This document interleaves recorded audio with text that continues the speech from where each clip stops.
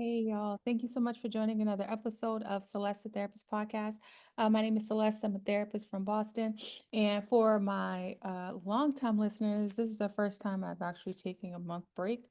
I really needed to take this break, and it was helpful, but I missed podcasting since 2018. I've never been away from this podcast for longer than a week.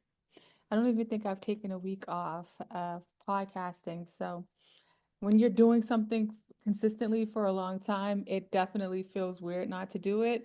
And to not set up a podcast and not do this was so weird for me. But I'm back. I'm back. I'm back. Today, we're talking about the mind and the food and how it connects.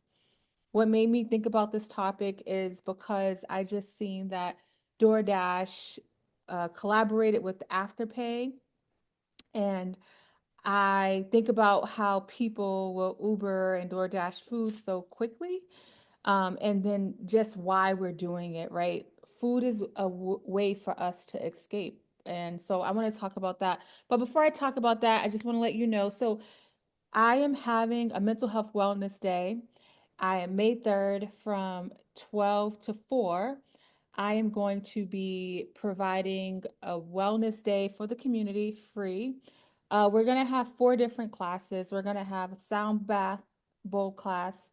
We're going to have rest and recharge, mindful yin, and we are going to have restorative yoga. So there's going to be four classes, each class at the top of the hour. It's going to be first come, first serve. I will also have two massage therapists that's going to be providing 15-minute chair massages, which is going to be so cool. We're also going to have an arts and craft room where people can go.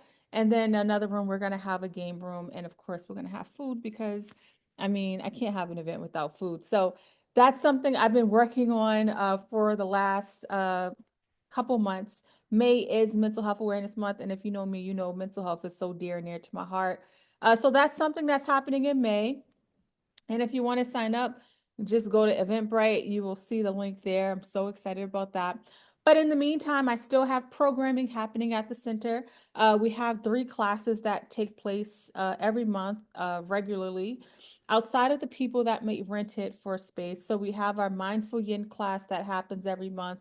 We have restorative yoga, and we also have uh, rest and recharge. So these are somatic classes. If you're feeling like you're wound up in the body and you want to release some stuff, I promise you, when you finish the class, you will be like, what just happened to me? So it's a really powerful thing. It's something that has been so beneficial to me, and I want to offer it to the community. So if that's something that you're interested in, if you go to stwyt.com, or you can go to Eventbrite and you can find the links there. Is there anything else I want to say? So those are things that are coming up that I'm excited about. So yeah, let's just jump right into the content. So when it comes to the way we escape in general, people talk about drugs, they talk about alcohol, they talk about sex or relationships, and a lot of times people miss food as a way to escape. It's not something that my clients lead with. I end up understanding it the more I meet with them and understand. I start to help them make the connection that, hey, maybe you're using food as a way to cope with certain things that you're dealing with. The way my mind works, because when I seen that they were collaborating and that, I'll talk to people, they were like, yeah, Uber Eats food or DoorDash, like I need to get off DoorDash financially too, right? A few podcasts ago, I said, be mindful of the way you're spending money. And so when they bring up the DoorDash or the Uber Eats, I'll talk about the financial aspect of it, right? Because obviously it's super convenient to have it delivered. And if you're having a hard day, if things are really hard, it's easy to just like, you know what, let me order this, right? So that's where I would lead with. But then a lot of times with other things, we start talking about food and how it's related. One of the things I understand is that we're not really educated on how food affects us. I wasn't educated. I know that for a fact. It wasn't until I got older and I started to get more into the holistic piece of wellness and not, we only know physical MD health, right? Going to the doctor or psychiatry or therapy, right? Those are the general modalities that are consistently talked about that you can get insurance to pay for. You can't get them to pay for those somatic work. And sometimes nutritionists, they will pay for nutritionists, right? but that's a specialty, so that's more money out of co-payments. So there's a lot of ways in which we don't understand how food is affecting us, how it's affecting our mental health, how it's affecting our sluggishness, like all of the things that we may find ourselves dealing with. We don't realize just how much food plays a role in it. So I have visuals. So if you are not following me on YouTube, you can find me by searching Celeste the Therapist. And I always try to add visual to the content because for me personally, I'm a very visual learner. So it helps me to be able to follow along. So the nutritional impact on mental health. So it says research shows that a balanced diet rich in fruits and vegetables, whole grains, and lean proteins can positively influence mental health. Nutrients like omega-3 fatty acids, vitamins, minerals play a crucial role in brain function and regulation, right? So there's a lot of research that shows there's a link between our mood and our mental health. And one of the things that is definitely clear is that the foods that we have, even if we're eating somewhat healthy, they're not as dense in nutrients that they were before because there's so many ways.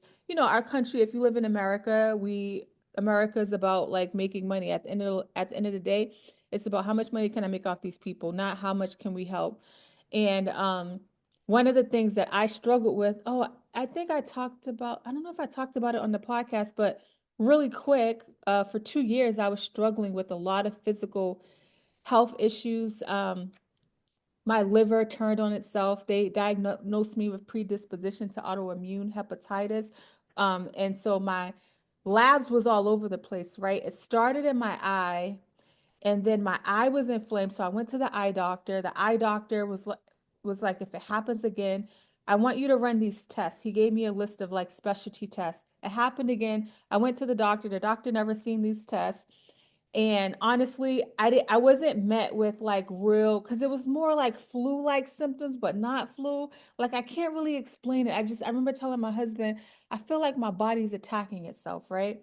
So I had these crazy symptoms that if it wasn't for the eye doctor asking the doctor to run specific labs, it would have just seemed like I was having some kind of like flu-like episode, right? So, anyways, my PCP wasn't there. I seen a doctor, a fill-in doctor. He was very, what's the word I want to use? He wasn't really like, it was like, God, I want to use a word. I don't know what word I want to use. So he basically wasn't really attentive. It was like, yeah, okay. And because he had to do more work to look up the lab numbers at the eye doctor. He tried to push it on the eye doctor. The eye doctor's like, you're the primary care. You run it. So he ran it. And he said they'll be back probably in a week. I called him in a week. He was like, I mean, I emailed him. He's like, oh, it's not ready yet, whatever, but it's probably going to be nothing. That's literally, I have the email. Let me see if I could see it so I can post it. But him saying it's probably nothing. 2 weeks later, it came back because the labs took a long time because it was a specialty lab. Literally, all of my freaking stuff was off the charts. Like my liver was jacked up, so much stuff was jacked up, and so then they referred me to a gut doctor. He's called a gastroenterologist. Sorry, I might be pronouncing it wrong. So I go to the gastro person, and he said my labs were very elevated. It wasn't to the point where I would have needed to get on steroids right away, but he was going to monitor me. So every 3 months, I would go get my liver labs done, and over like the course of a year, right? So for me, starting July 2022 is when symptoms first started, where I was just like, I didn't feel like myself. And at the time, a friend of mine's passed away, and I thought I was just sad only about about him passing away. And then my eye was jacked up, so I thought I was sleeping too much and crying too much. That's why my eye was jacked up. It was a weird coincidence of this time. And I'm seeing this liver doctor. I'm having these symptoms at night. Sometimes my bones would ache. I wouldn't want to do any speaking engagements because I'm like, I don't know how I'm gonna feel. So March 2023, that's crazy. We're in March now. I can't believe that this story wasn't planned. This story wasn't planned. So literally this year, this is crazy. So this year, um, I decided I was going to I went to the doctor. It was gonna be my last liver appointment. So I went to the doctor because I was sick. I have lymph node. My lymph nodes is swollen behind my ear. I'm feeling this like weird sickness, like it's like happening like more in an increased rate. Like I felt like I wasn't getting any better. The liver doctor discharged me because he's like, yo, your liver's fine. Since a year I've been monitoring it. It hasn't been elevated to the point where I felt like you needed anything. So the doctor at the PCP office is telling me I'm fine. The liver doctor is like, you're good. I know I'm not good. So what your girl do? So I didn't know what to do, but I don't know what made me do this, but I went to Quest Lab. I was like, yo, give me the full panel. Give your girl the full panel. So they gave me the full panel. Literally the next day they called me. They was all like, yo, your vitamin D level is 12. It should be at least 30. You need to call your PCP and start getting on there's a weekly dose of high units to take. And I go down the rabbit hole of looking at the vitamin D and the deficiency. Crazy. Literally all my symptoms were because I had a vitamin D deficiency.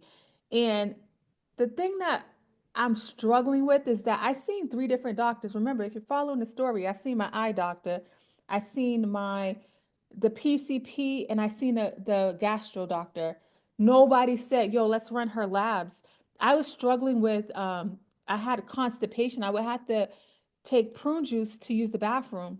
I had aches and pains at night. I was losing weight rapidly. I wasn't mad about the weight loss, but I knew it wasn't normal. I knew it wasn't normal. You know what I'm saying? That's the only good thing that came out of it was a little weight loss. And I knew it wasn't normal. And not one doctor said, let's run her vitamin. In fact, after I learned about all of this, I went on my chart. I've never had vitamin. I've been with this lady since my son's gonna be 14, since my son was born. Not one time have I had labs ran. And so I went down the rabbit hole and I seen all the ways that it can affect. It creates autoimmune disease issues. It can create mood issues. It could create so much havoc on your body. So boom, your girl start taking the weekly dose. Also, if I'm deficient, I said, let me get everybody in the house checked. Everybody in the house is deficient. Everybody in the house is deficient. We all on vitamin D now. We all on multivitamin now, right? And even I noticed an improvement in my daughter's like mood. Not only was she vitamin D deficient, she was iron deficient. She's 12, never had her vitamins checked. Crazy, right? And the fact that like, and it's not by accident, it's designed this way because guess what? If I had my vitamin check, I would have been at Walgreens, CVS, grabbing some pills, and all them tests. I have to pay for insurance out of pocket. The amount of bills that I have had from these specialties and all of these things could have been avoided if I was at Walgreens getting vitamin D. And now that we're talking about this, this was not my plan, but March, this is 1 year. So I started taking those vitamin D pills. They gave me I had to take one for 8 weeks. It was a high dosage. Now I take it regular. Since then, I haven't had once. I've been a year symptom free. None of those symptoms came back. And so I'm constantly sharing with my clients, can you please check your vitamin D? Hey, your vitamin D is low, get it checked because it creates so much havoc. I say all that to say we talk, even if you're eating the right foods, that there's a possibility that there could be some vitamins that you're missing. So when you go to your PCP, because when I've had clients talk to their PCP, they be like, oh, they said, what do you need that for? And it's like so annoying. I get so pissed off. Like, I was like, tell them that your therapist wants to rule out medical.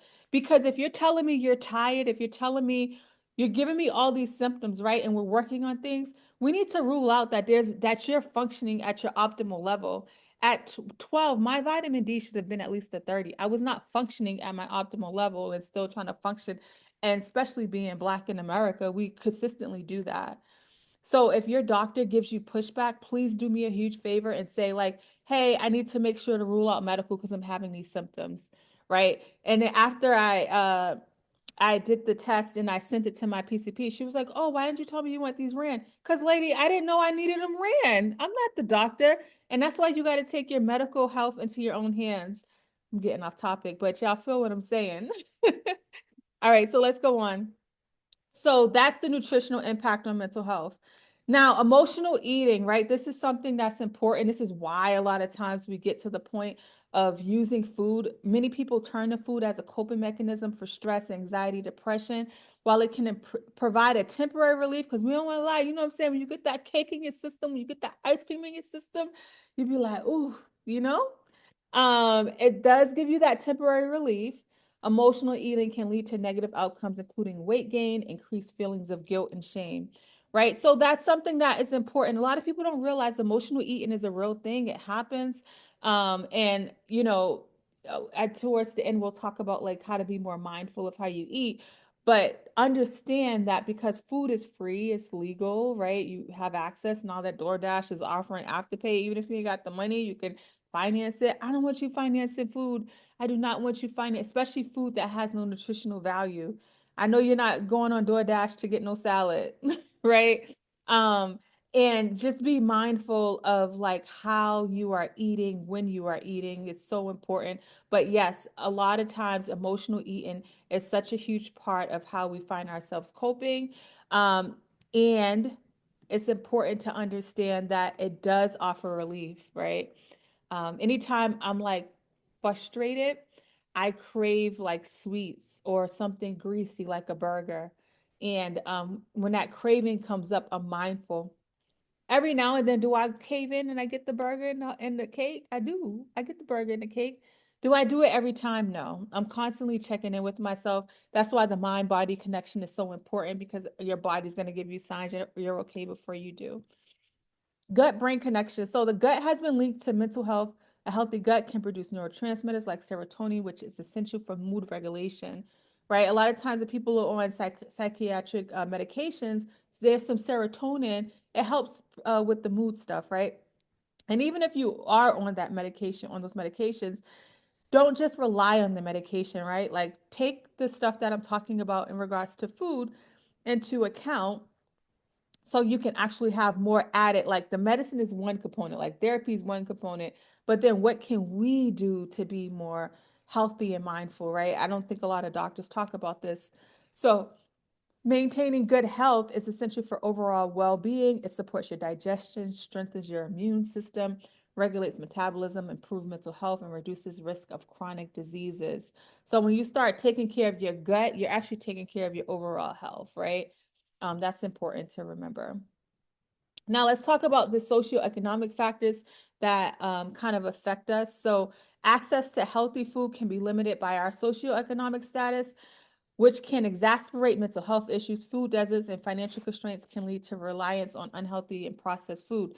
Let's be clear, like it's not by accident that there's food deserts and we don't have access to certain foods. I remember we when I first went to Trader Joe's, um, in my we was in Florida, and then we drove to the Trader Joe's.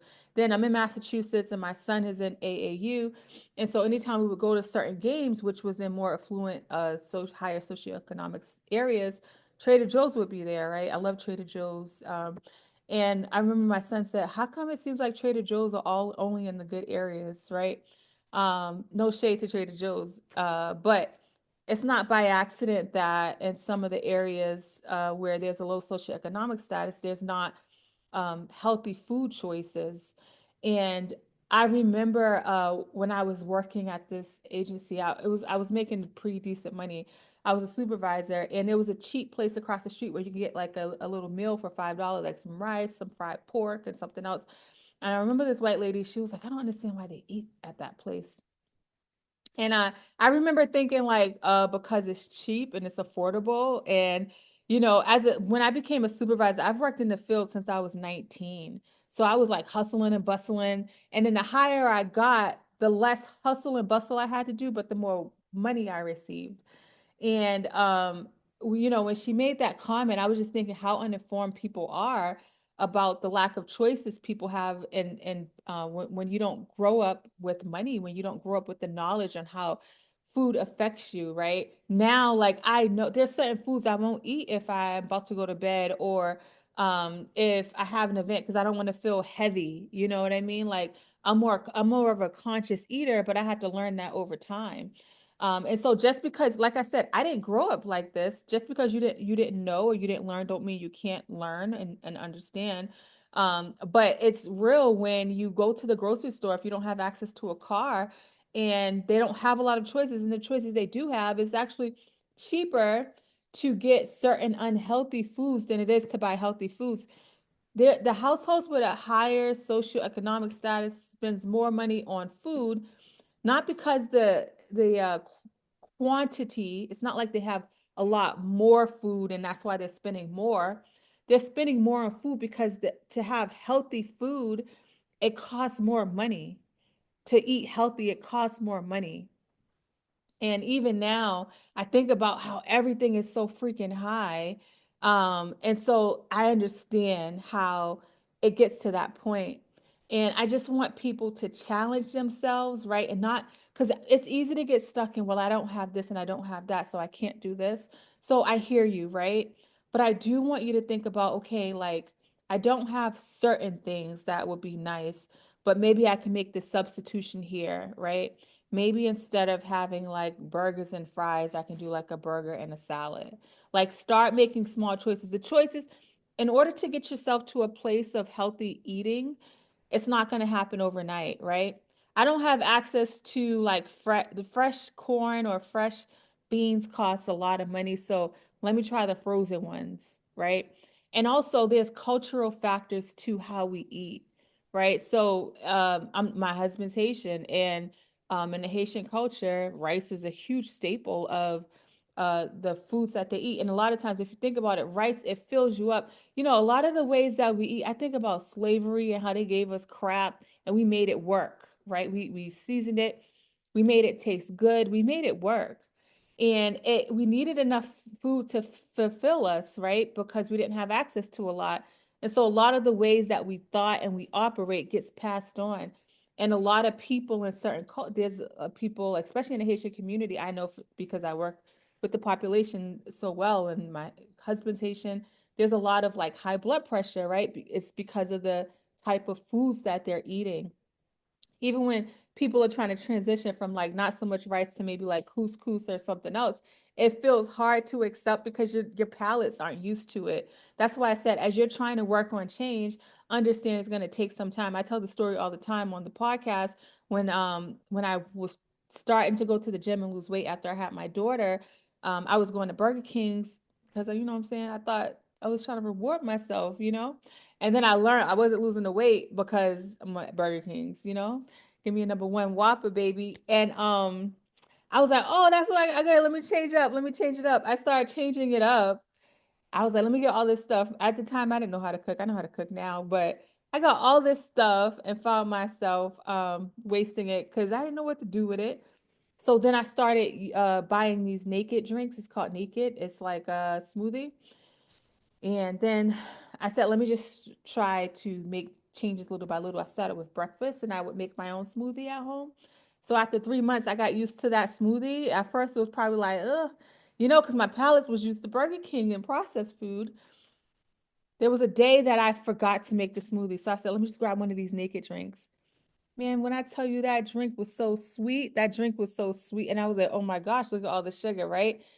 And so now, like, I don't buy the naked drinks, and I make everything on my own. And it took time, it took patience, it took grace. I had a lot of grace with myself. I had a lot of patience with myself. I realized it's a process, right? And if this is the first time you're hearing this and it's speaking to you, have grace with yourself, have patience with yourself. Like, let this be the start of your journey. And if you are already on your journey, this is a reminder to keep going because over time, you're going to find yourself getting more acclimated to the new system that you're trying to create, right? Like your palates are going to get more acclimated to the system you're trying to create. So last thing I want to talk about, you know, if you're new to the podcast, I'm talking about the struggles, but I'm gonna talk about the solutions. That's what I do on here. So when it comes to solutions, what comes up for me is like being mindful of how you are eating, right? Mindful eating practices. So practice, as you can see on the screen, practice mindful eating can help you develop a healthier relationship with food. This involves paying attention to your hunger cues, right? So when you're hungry, so now I don't have it on my phone, but for probably 6 months, on my phone, I said, "Are you really hungry? Well, would you have some broccoli?" And I was like, "No, I guess I'm not that hungry." So I'm more mindful of the stuff that I eat. Like I would put like peanuts, pistachios, almonds around. My snacking start to look different over time. I don't even bring certain things into the house. If I do, I don't bring a bulk of it. I just get like one serving because it's not about not having any like savory foods, but it's about not doing it every day, right? That's the issue, is that we're doing it more often. And then recognizing emotional triggers for eating. So, like I said, when I'm stressed out, your girl want a burger and chocolate cake. Like, give me it fast, baby. So I know, like, okay, and then it's crazy, but after dinner, I don't know if it's in my blood. I want something sweet every time, and I recognize that cue. I don't have it in the house. So then I started doing like Greek yogurt and bananas. Like now it's crazy. I would have never thought I got to this place, but bananas feel like something sweet for me. It's taken a while for me to get there, but I really was on a whole like I need me like some cookies and some cake. So yeah, paying attention to hunger cues and savory meals. Keeping a food journal can be helpful to identify your emotional triggers, right? Just write it down. It doesn't have to be fancy. You don't got to get no app. Any kind of thing I talk about on here, I want it to be accessible where you could start now, where there's no income barrier. So when you think about keeping a food journal, like you could take the notes from the app off your phone, and every time you eat, pay attention to it, and then check in with yourself. How am I feeling, right? Because sometimes, like I said, you're going to go for that jugular and get that thing that feels like it's numbing the pain in the moment. But at least now you're mindfully doing it. You're in tune with what's going on, and you're not doing it like without realizing what's happening. A lot of us are just eating, we're going through the motions and not realizing what's happening. As you're eating, eliminate distractions and eat slow, right? It's easy to be on our phones, watch something and eat, right? So if you're trying to work on the way you're eating, try not to have distractions around. Try to sit and eat. And smaller plates are better, right? Like if the thing is like when we grow up, finish your food, right? And we feel guilty about not finishing all of our food. Like I will wrap up when people don't wrap up their leftovers at restaurants, I'm like, I want my leftovers. Even if it's a little bite, I'm gonna take it. And so what you can do is grab smaller plates, put smaller portions on there, even have a glass of water before, a glass of water after, because a lot of times we think we're still hungry, but we're not really that hungry. And so you'll be surprised, the more you learn your hunger cues, the more you learn how to manage the way that you're eating, you'll find yourself eating slower and less, right? So this is important. This is a topic I wanted to talk about because I recognize that there's so much going on around the world, right? Unprecedented times, especially for me as a therapist. Um, I thought the pandemic was the top tier of unprecedented times, but this like definitely matches anything. And we're all trying to figure it out. And so, if this message speaks to you, I just want you to understand that it's so important when you learn something about the way you're operating to be intentional about making changes in your life. If that's something you want to do, if you're listening to this and you're like, you know what, Celeste, this is really good and I want to start making changes, you got Google at your fingertips, right? You got AI. Like, how can I make a plan? What can I start with? I would challenge you to start with one meal at first. If all of your meals are not really healthy or good, start with just breakfast or start with dinner, but start slow and be mindful that it's going to take time, but it's only going to happen with intention. Like I said on the phone, I had a screensaver that said, "Are you really hungry? Would you have broccoli?" I would see it so much that it sticks with me. Even just last night, I had, what did I eat? I can't remember. Whatever I ate, and I remember thinking like, dang, I want something else. But then I said, do you want broccoli? That's how much it stuck with me. So make sure you're intentional about the process. If you enjoyed this episode, do me a huge favor, share with somebody that you love. If you're not following me on YouTube or watching me on YouTube, go over to YouTube and check me out. And then what else I want to say? Follow my wellness page, STWYT. You can find it on Facebook and Instagram. And then my podcast, social media, Celeste the Therapist. You can find in my stories, I talk a lot about me and a lot of things that are going on. And if you enjoyed this episode, I would love to hear what parts stuck out for you. You can email me, you can write it under my page when I promote the episode. So thank you all so much for listening to me and for rocking out. I truly appreciate it. And until next time, beautiful people, I will talk to you later.